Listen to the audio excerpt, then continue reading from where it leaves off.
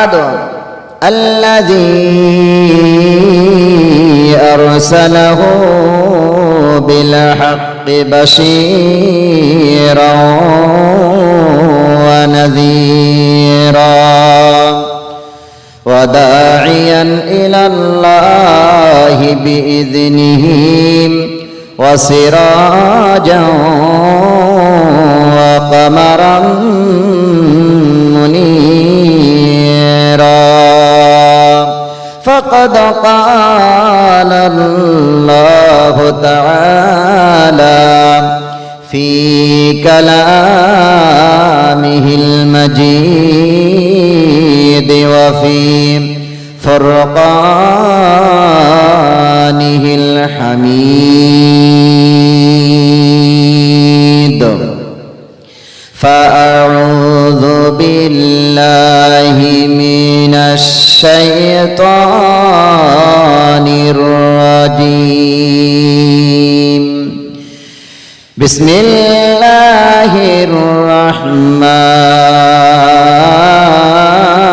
الرحيم وقرن في بيوتكن ولا تبرجن تبرج الجاهلية الأولى إلى آخر آية. وقال الله تعالى في موضع آخر ولقد ذرأنا لجهنم كثيرا من الجن والإنس لهم قلوب لا يفقهون بها ولهم أعين لا يبصرون بها ولهم آذان لا يسمعون بها أولئك كالأنعام بل هم أضل أولئك هم الغافلون. الآية. وقال النبي صلى الله عليه وسلم من بنى لله مسجدا بنى الله له بيتا في الجنة أو كما قال عليه الصلاة والسلام. وقال الله تعالى في شان حبيبه ومحبوبه ومعشوقه مخبرا وآمرا إن الله وملائكته يصلون على النبي يا أيها الذين آمنوا صلوا عليه وسلموا تسليما. درود إبراهيم. اللهم صل على محمد وعلى آل محمد كما صليت على إبراهيم وعلى آل إبراهيم إنك حميد مجيد. اللهم بارك على محمد وعلى آل محمد كما باركت على إبراهيم وعلى آل إبراهيم إنك حميد مجيد কে দিল রে লতার গাছে কে দিল রে লতার গাছে এত বড় কদম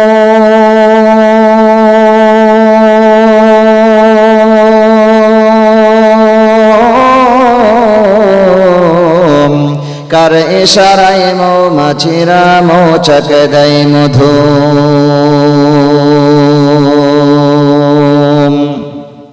কাটার গাছে কে দিল গো শ্যামল গাছে কে দিল গো নরম নরম তুলা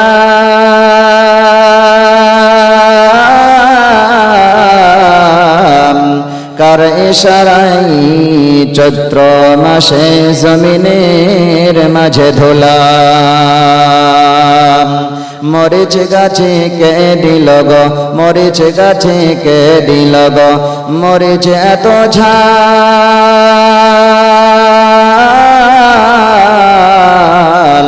কার ইশারায় ভাদ্র মাসে পাকে গাছে তাল মায়ের মনে কে দিল গো মায়ের মনে কে দিল গো জগৎ ভরা মায়া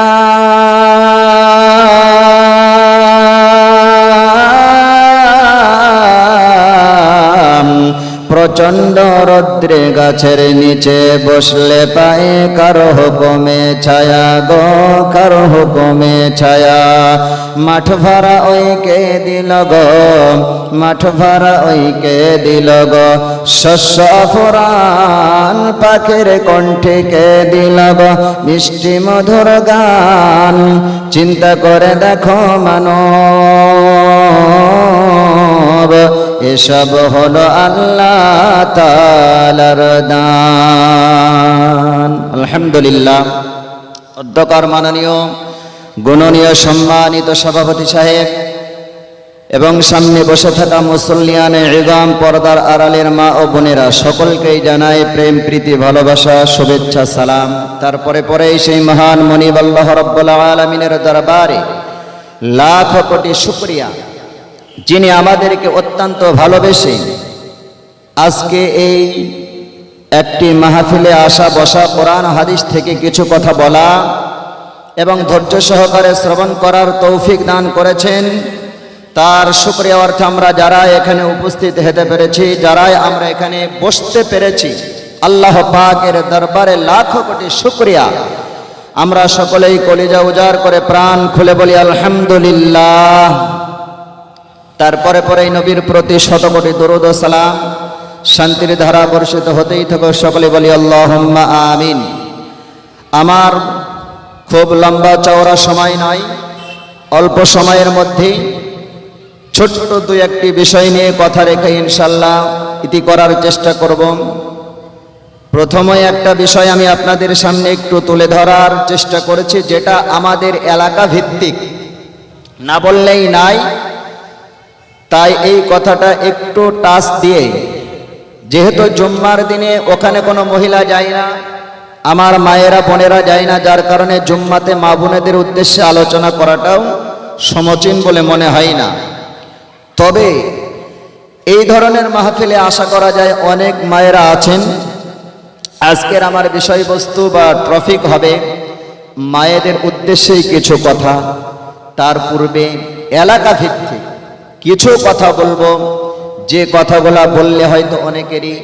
কষ্ট আপনারা পেতে পারেন আমি পলাশীর একদিকে একটা জালসায় গিয়ে কিছু কথা কোরআন ও হাদিস থেকে একটা একটি করে হাদিস পড়ছি শব্দ বলার পরে ওইটা বাংলায় তরজমা করে তার কি ব্যাখ্যা নবী সাল্লাল্লাহু আলাইহি ওয়াসাল্লাম কি বলতে চেয়েছেন এটা বলছি কোথা থেকে একজন এসে হঠাৎ করে সভাপতিকে কিছু বলার নাই কিন্তু পয়সাও পাস না আর কতদিন এইভাবে জ্বালাবি এও এইভাবে চালায় দুজনাই যখন উড়ান তোরান চালায় ছাগল মুরগি ওরা মনে মনে ভাবে যদিও তারা পশু কিন্তু তারা তো কিছু না কিছু বোঝে আল্লাহ এত সকালে তো কারোর কিছু অন্যায় করেনি হাড়ি মারেনি কিছু অন্যায় তো করেনি কেন এরা গালি দেয় এত আমাদের তখন ফেরেশতারা হয়তো তাদের বলে তোরা চুপ করে থাক এখন সব কিছু অনলাইনে চলছে এই গালিটাও অনলাইনে চলছে কি বুঝলেন এজন্য মায়েরা খুব সাবধান জবানটা ঠিক করে রাখতে হবে।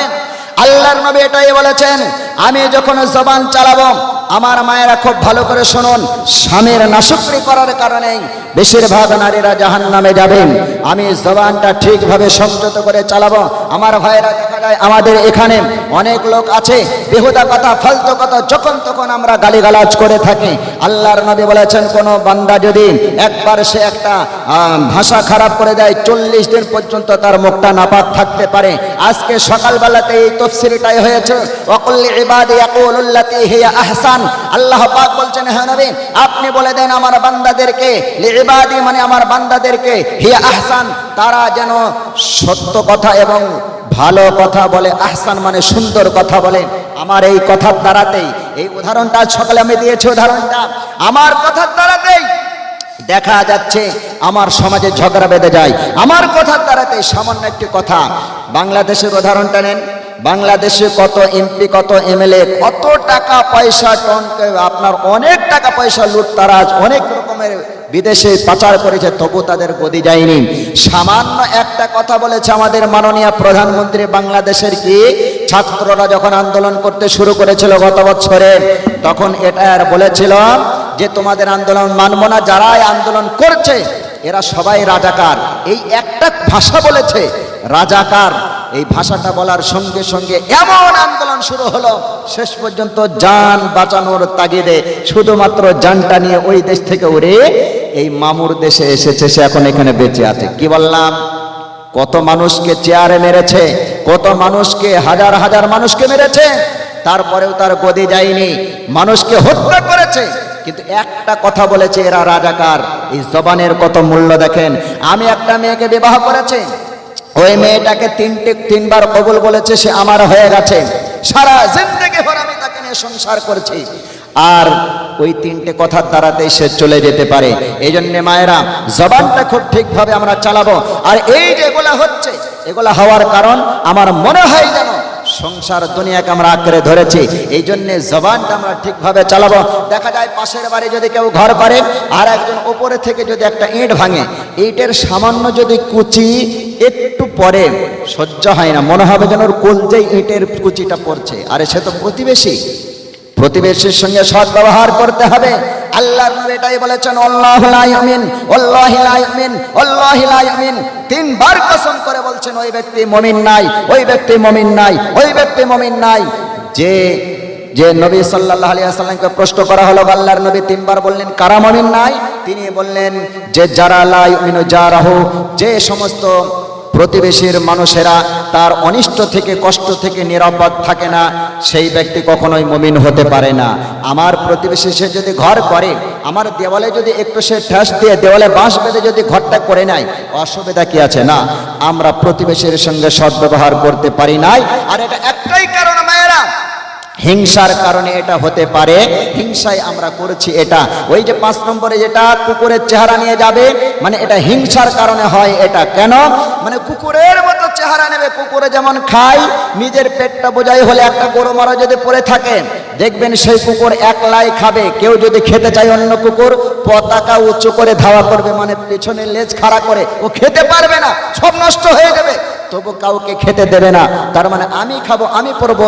এটাই আমাদের স্বভাব যদি হয়ে যায়, আমাদের চেহারাটা কুকুরের মতো হয়ে যাবে, সেই চেহারা নিয়েই আমরা জাহান্নামে যাব। এই জন্য সংসার করতে গেলে এটা হবে। কাল্পনিক শেখ সাদী রহমতুল্লাহ আলাই ছোট্ট একটি ঘটনা বলেছে। এই ঘটনা বলে আমি আমার বক্তব্য অন্যদিকে গিয়ে শেষ করার চেষ্টা করছি। আমার মায়েরা ভালো করে শুনুন, সংসার করতে গেলে এটা হতেই পারে। তারপরে 2টো জিনিস, একটা হলো ঈর্ষা আর আরেকটি হলো হিংসা। ঈর্ষা মানে কি? ঈর্ষা মানে আল্লাহ আমাকে তুমি যেমন ভাবে ছেলের চাকরি দিয়েছ, আমার পুকুরে মাছ দিচ্ছ, আমার আল্লাহ সব রকম সুব্যবস্থা করেছ, আমার ভাইকেও দিও, আমার প্রতিবেশীকেও দিও। এইটার নাম হলো ঈর্ষা। আমাকে ভালো রেখেছো, তাকেও রেখো। আর হিংসা বলা হয়, আল্লাহ তুমি আমাকে দিয়েছো, আর ও যদি আমার চাইতে বড় হয়ে যায় তাহলে তো মুশকিল আছে। আল্লাহ তুমি আমার ছেলেকে চাকরি দিয়েছো, ওর ছেলে যেন চাকরি না পায়, ভবঘুরে হয়ে ঘুরে বেড়ায়। আল্লাহ তুমি আমাকে দিয়েছো, আয় আল্লাহ ওর মেয়ে যেন ঠিক ভালো জায়গায় বিবাহ না হয়, আমার মেয়ে যেমন হয়েছে, তার মেয়ে যেন একটা এমন একটা নিচু পর্যায়ের বাড়িতে চলে যায়। আল্লাহ তুমি সেই ব্যবস্থা করো। আল্লাহর পুকুরে মাছ তুমি দিও না, সব মেরে দাও। এইটাকে বলা হয় হিংসা। নিজের ভালো চাও, অপরের ভালো চাও, এটা ঈর্ষা, জায়েজ। আর হিংসা যে করবে কখনোই দুনিয়ার বুকে লাভবান হতে পারে না, বরং সে ধ্বংসই হবে। ছোট্ট একটি কাল্পনিক ঘটনা বলে আমার মূল টার্গেটের দিকে যাচ্ছে আমার ভাইয়েরা। দেখেন শেখ সাদি রহমতুল্লাহ আলাই তিনি বলছেন কি, শেখ সাদি রহমতুল্লাহ আলাই বলছেন হিংসা যারা করে তাদের পরিণতি কি হতে পারে। দেখেন একটা লোকের 6টা মেয়ে, একটা করে বিয়ে দেয়, একটাও পুত্র সন্তান নাই, বিয়ে দেয় চলে যায় শ্বশুর বাড়ি চলে যায়, বিয়ে দেয় স্বামীর বাড়ি চলে যায়, শেষ পর্যন্ত লোকটা কাঠুরিয়া কাঠ কেটে খায়। বুড়ো বয়সে বৃদ্ধ বয়সে একদিন জঙ্গলে গেছে কাঠ কাটতে গিয়ে টানা নিঃশ্বাস ছেড়ে বলছে, এটা কিন্তু আগেই বলছি কাল্পনিক ঘটনা বোঝানোর জন্য শেখ সাদি রহমতুল্লাহ আলাই লিখেছেন। তো ওই বুড়োটা টানা নিঃশ্বাস ছেড়ে বলছে, আল্লাহ আর কতদিন কাঠ কেটে খাবো, বুঝে আমার কপালে কাঠই রয়েছে। এমন অবস্থায় এমতো সময় ওই জঙ্গলের মধ্যে একটা যুবক ছিল, সে ছিল আসলে ফেরেশতা। ওই যুবক বলছে, চাচা কি বললেন গো, কি বলছেন আপনি? বলে আর বেটা 6টা মেয়ে বিয়ে দিয়েছে, স্বামীর বাড়ি চলে গেছে শ্বশুর বাড়ি, আমার বৃদ্ধ বয়সেও কাঠ কেটেই খেতে হবে আমাকে। বলে চাচা আমি আপনাকে একটা ব্যবস্থা করে দিচ্ছি, আমার কাছে একটা পরশ পাথর আছে, এই পাথরটা আপনি বাড়ি নিয়ে যান, নিয়ে যাওয়ার পরে আপনার বালিশের নিচে আপনি নিয়ত করে শোবেন, যত টাকা নিয়ত করবেন, যা নিয়ত করবেন সোনা দানা সেটাই হয়ে যাবে। বলে তাই নাকি বেটা, তাড়াতাড়ি দে। এই বলে যখন দুনিয়া লোভী ওই চাচা নিয়ে চলে আসছে, এই সময় ওই যুবকটা বলছে, চাচা নিয়ে তো যাবেন, একটা খারাপই আছে, পাথরে যেমন ভালো গুণ আছে একটা খারাপই গুণ আছে। বলে কি? বলে ভালোর সাথে খারাপই হলো এই, যদি আপনি 100 টাকা নিয়ত করেন আপনি 100 টাকা পাবেন, এই পাথরের বরকতে হবে, কিন্তু প্রতিবেশী যারা আছে ওই প্রতিবেশী তার বাড়ির বালিশের নিচে সে কিন্তু 200 টাকা পাবে। আপনি যদি 200 টাকা পান ও 400 পাবে, 500 পেলে ও 1000 পাবে। এই লোকটা খুব হিংসুটে ব্যক্তি, এ দেখছে হায় রে আমি এত কষ্ট করব, বালিশের নিচে আমি নিয়ত করব, আমি রাত জাগবো, সব কিছু আমি করব, আর আমার বেলায় 100 আর ওর বেলায় আমার ডবল। ধরে দরকার নাই তোর পাথর বলে ছুঁড়ে ফেলে দিয়ে চলে এসেছে। রাত্রিবেলায় শুয়ে বিবির সাথে বুড়ির সাথে ওই গল্পটা করছে, আর বুড়ি তখন ধমকে দিয়ে বলছে, যাও তাড়াতাড়ি সকালবেলায় পাথর নিয়ে এসো, আমাদের যতটুকু দরকার সেটা হলেই হবে, ওদের 4 ডবল হোক না কেন দেখে লাভ নাই, তাড়াতাড়ি নিয়ে এসো পাথর। এই বলে চলে গেল আবার সকালে পাথর আনতে গিয়ে বলছে, বেটা সেই পাথর কি পাওয়া যাবে? হ্যাঁ চাচা পাওয়া যাবে, যেটা বলে ছোটাই হবে। বলে অসুবিধা নেই, তোর চাচি বলেছে দে তুই পাথর দে। এইবার নিয়ে এসেছে, পাথরে আবার টাকা হয় নাকি বিশ্বাস করতে চাইছেন, আবার হতেও পারে।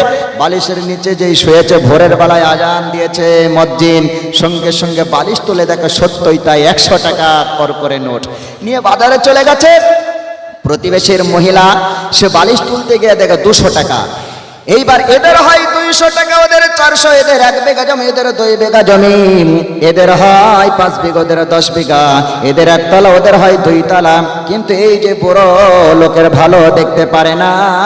ও মায়েরা তোমাদের জন্য আমি কথাটা বলি, লোকের ভালো দেখতে পারে না। এই বুড়োটা দেখছে আল্লাহ আমি এত কষ্ট করেছি, আমার যা হচ্ছে ওদের ডবল হচ্ছে, তারও সহ্য হয় না। মনে মনে ভাবছে আমি যা পেয়ে গেছি ব্যাংক ব্যালেন্স যা করেছি সারা জীবন বসে খাবো, কিন্তু ওদের ভালো তো আমি দেখতে পাই না। এই পুরো একদিন বলছে আল্লাহ আমাদের যা হয় ওদের তার ডবল হয়, তার মানে হলো আয় আল্লাহ আজকে আমি নিয়ত করব আমার বুড়ি যদি একটা করে চোখ কানা হয়ে যায় ওদের ডবল হবে 2টা। তার মানে কি আমরা যদি নিয়ত করে আল্লাহ একটা করে চোখ কানা করে দাও, তার মানে আমরা ভাত দিকে খেতে পারবো, পায়খানা খুঁজে নিতে পারবো, সব কিছু ঠিকভাবে চলতে পারবো। কিন্তু ওরা তো আর পায়খানা আর খাবার খায় না, কি খাই খুঁজেও দেখতে পাবে না। এই বলার পরে পুরো নিয়ত করে আল্লাহ তাই আমাদের করে দাও। সকালবেলা উঠে দেখে সত্যই তাই হয়েছে। এরা দেখে 2 জন একটা করে চোখ কানা দেখতে গেছে প্রতিবেশীর বাড়িতে, গিয়ে দেখে ওই প্রতিবেশীর ছোট ছোট বাচ্চারা অন্ধ হয়ে গেছে। আগেই বললাম এটা কাল্পনিক ঘটনা, হিংসা করলে কি হয় দেখেন।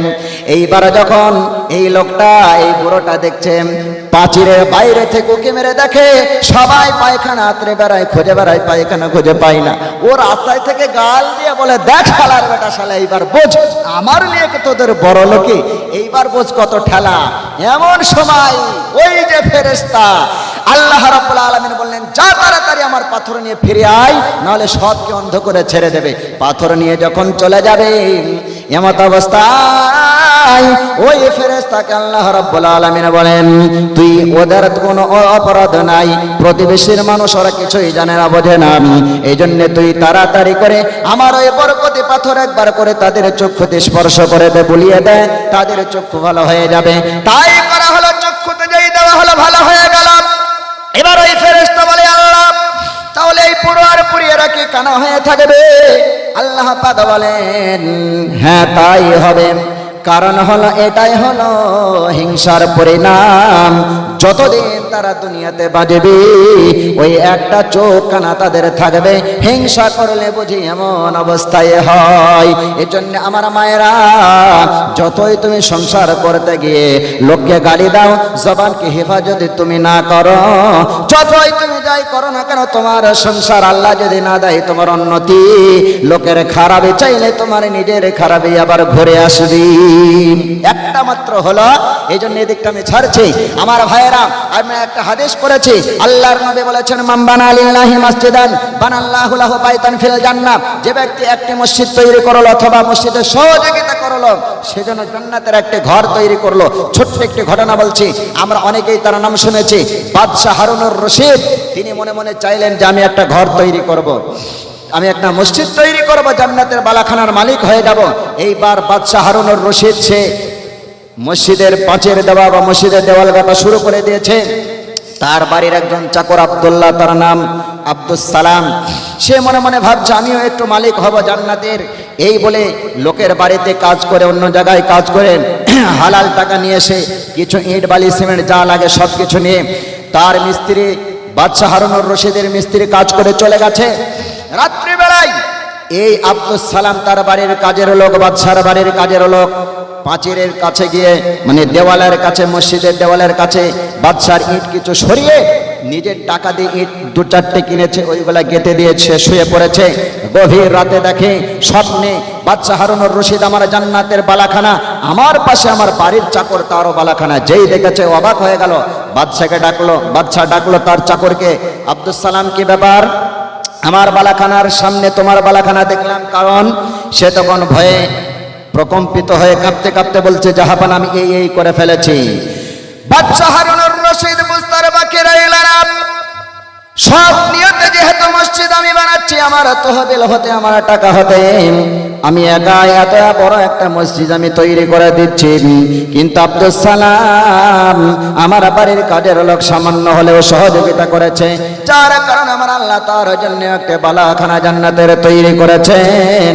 এই জন্য আমার আল্লাহ রাব্বুল আলামিন বলেন, মান বানা লিল্লাহি মাসজিদান বানাল্লাহু লাহু বাইতান ফিল জান্নাহ।